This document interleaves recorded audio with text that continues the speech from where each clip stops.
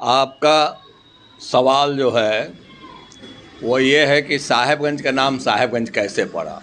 लेकिन जब भारत गुलाम था, अंग्रेज़ों का शासन था, तो जहाँ तहाँ अंग्रेज़ के लोग जाकर बसते थे। यहाँ भी साहेबगंज में भी अंग्रेज़ बसे हुए थे और उसी पर इसका नाम साहेबगंज पड़ा।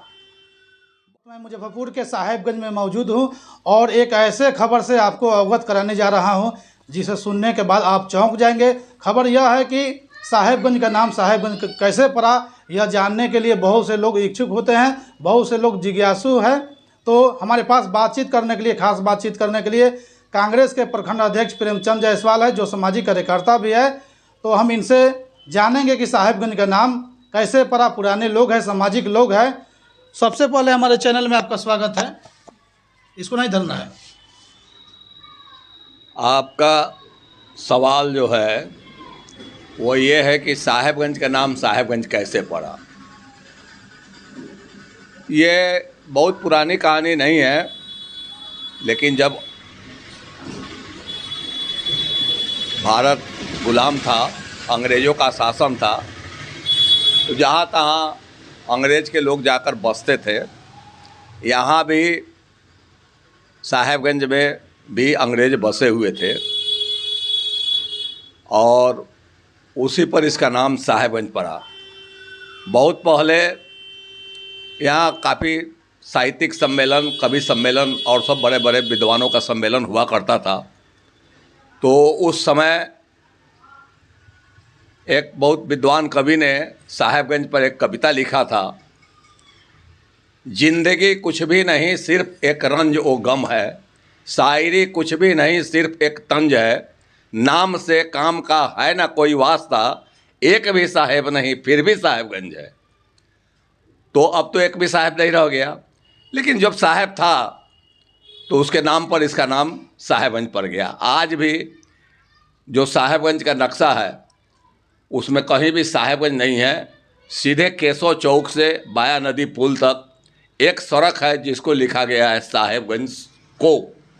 अब को में इसके बगल का गांव इधर परसौनी, गुलाबपट्टी, आशापट्टी, प्रतापपट्टी, इधर नवानगर, इधर बैनाथपुर, करनौल, ये सब गांव है। लेकिन कहीं भी साहेबगंज नाम का चीज़ नहीं है। फिर भी यहाँ का थाना साहेबगंज के नाम से बना, ब्लॉक साहेबगंज के नाम से बना।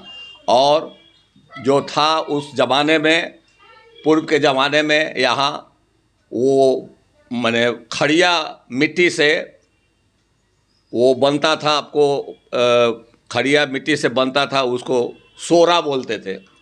सोरा बोलते थे अहियापुर में, रामपुर में, इस सब में बहुत बड़ा इसका उत्पादन होता था। उसको कलेक्ट करने के लिए यहाँ एक जे.एस. मृग नाम का साहेब रहता था। जो आज धर्मशाला रोड है वह बंगला रोड बोलता था, उसमें साहेब का बंगला था और वहाँ वह मृग साहब रहता था। और उसी को साहेब कहते कहते इस रोड का नाम साहेबगंज पड़ गया और इस तरह से साहेबगंज का नाम इतिहास में आगे बढ़ता चला गया और पूरा साहेबगंज साहेबगंज साहेबगंज कहने लगा। इसी नाम से थाना, इसी नाम से ब्लॉक। अब आगे जो भी हो, सब डिवीज़न बने, ये सब बने, ये अलग चीज़ है, लेकिन साहेबगंज का विकास इसी तरह से हुआ और इसका नामाकरण उसी मृग साहब के नाम से साहेबगंज साहेबगंज लोग कहने लगा।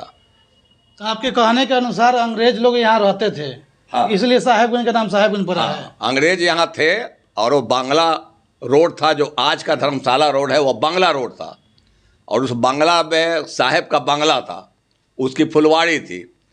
और वो जब चला गया तो यहाँ के लोगों ने को लिख दिया, पट्टा कर दिया, ये कर दिया, वो कर दिया, वो सब चला गया। आज वो धर्मशाला रोड है जो पूर्व में बांग्ला रोड बोलता था और उसमें साहेब का बांग्ला था। और जे.एस. मृग नाम का जो अंग्रेज था वह यहाँ रहता था और उसी को साहेब साहेब कहते कहते इसका नाम साहेबगंज पड़ गया। इतिहास में पहले से कोई साहेबगंज नाम का चीज़ नहीं था, अगल बगल का गांव था। मेरे कहने का मतलब ये है, रामपुर, नवानगर, परसौनी, गुलाबपट्टी, आशापट्टी, प्रतापपट्टी, रामपुर, अहियापुर, सलेमपुर, ये सब गांव था। साहेबगंज नाम का कोई गांव जे नहीं था और ना आज भी है। JS मिरिक जो बोल रहे हैं वो माने कि अंग्रेज का ब्रिटिश व्यक्ति थे। ब्रिटिश का था, ब्रिटिश का आदमी था जो इंग्लैंड से आकर के जहाँ तहाँ ब्रिटिश का होता था। मैंने आपको चंपारण में भी बहुत जगह जहाँ नील का खेती होती थी, नील का, उस सब जगह पर भी सब था, बसा हुआ था। यहाँ भी था, यहाँ भी रहता था और वह सोरा कलेक्ट करता था। सोरा, सोरा समझ रहे हैं? सोरा के बारे में विस्तार से बताइए। सोरा खड़िया टाइप का है, नमक जो नूनी मिट्टी सब लग जाता है जहाँ तहाँ, उसको लेकर के उसको कड़ाह में उबालने पर उससे सोरा बनता है। और सोरा से बहुत सब दवा बनता है, केमिकल बनता है, आयुध बनता है। सोरा से आयुध भी बनता है, कारतूस वगैरह, ये सब चीज़, बम वगैरह, ये सब भी सोरा से बनता है। और कई तरह का औषध भी बनता है। इसलिए सोरा उस समय इम्पोर्टेंट हुआ करता था।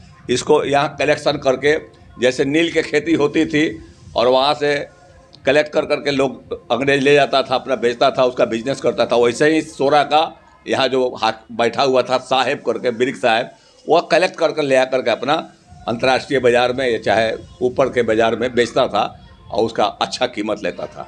साहेबगंज का और कोई खासियत? साहेबगंज की खासियत क्या है? साहेबगंज तो काफ़ी क्रांतिकारी जगह रहा है, बहुत विद्वान, बहुत पढ़े लिखे लोगों का जगह रहा है।